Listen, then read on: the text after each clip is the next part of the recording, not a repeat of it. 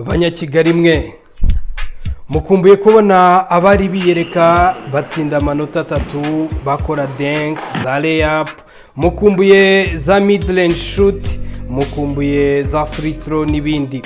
Agahinda ni gashire. Guhera tariki 28 Ukwakira 2023 banyampinga bihebeye umukino w'intoki wa basketball bazahurira mu rw'imisozi igihumbi mu marushanwa y'akarere ka gatanu mu gushaka ikipe izahagarira aka karere ka gatanu mu makipe yabaye ya mbere iwayo mu bagore izabera mu gihugu cya Misiri guhera tariki ya 8 Ukuboza kugeza tariki ya 17 Ukuboza.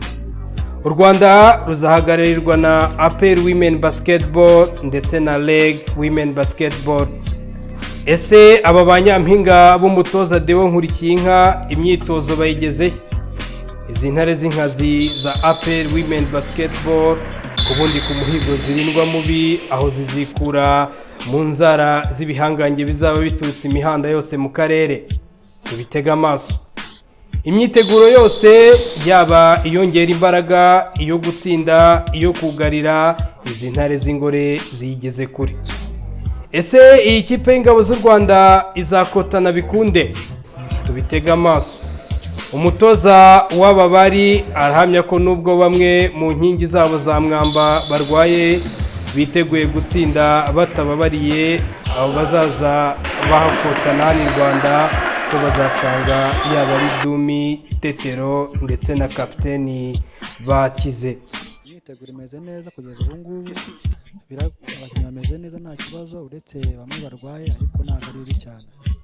Kugeza ubu ngubu turapushinga turebe ko nibura gemu zatangiye tumeze neza.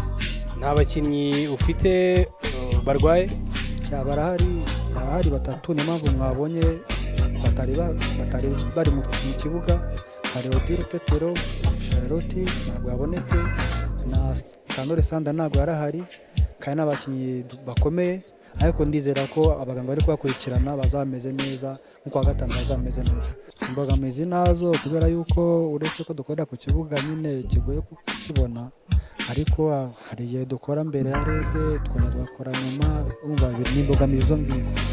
Tubonye n'amasaha ya kare kuko nage muri tuba tukina ntabwo zizahina saa 12 byose, urumva n'igihe saa 2 n'igice n'amasaha ari meza cyane kugakina kugira ngo ubone umwanya wo kuruhuka no kugeza ubwo zagaruka mu myitozo. Urumva n'igihe gito, haba harimo igihe gito cyane cyo kuruhuka, ariko muri izo concept mukuzikoramo ko nta yindi cyose dufite.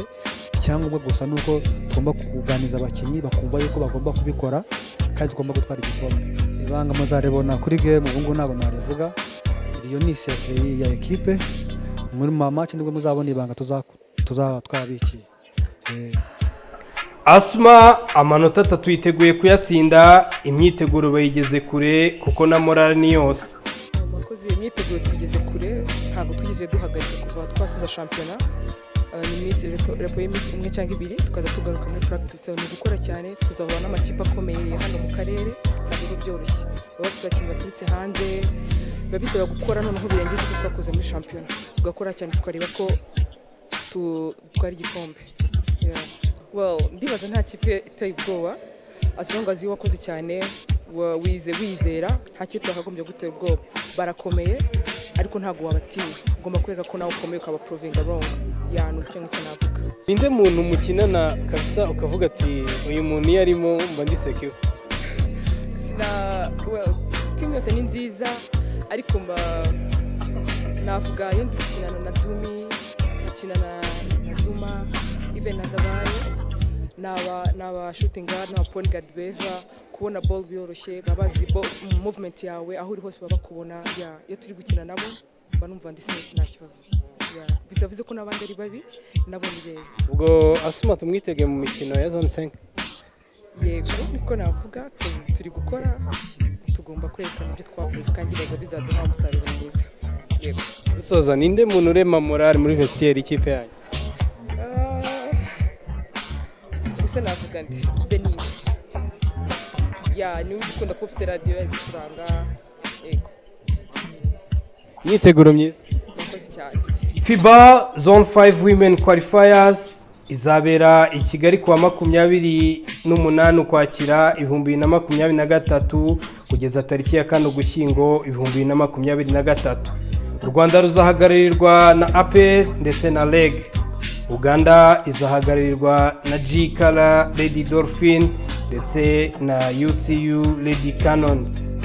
Burundi mu baturanyi bacu bazaba bohereje abakenyezi ba Gladiators. South Sudan izahagaririrwa na Nile Regions.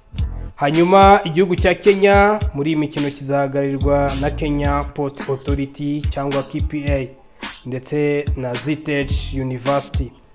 Igihugu cya Tanzania bariya bo hakurya ikaragwe k'abahinda bazahagaririrwa na Vijana Queens ndetse na GKT Stars. Abakunda ibirori bya basketball mutegura umuhogo, inkweto nziza muri mbe bya kibasketer, tuzahure turebe uko abo bari biyereka. Ishusho turi inshuti za basketball. Nge nitwa Tuyisenge, iyi ni ishusho, ikiganiro ni iSport.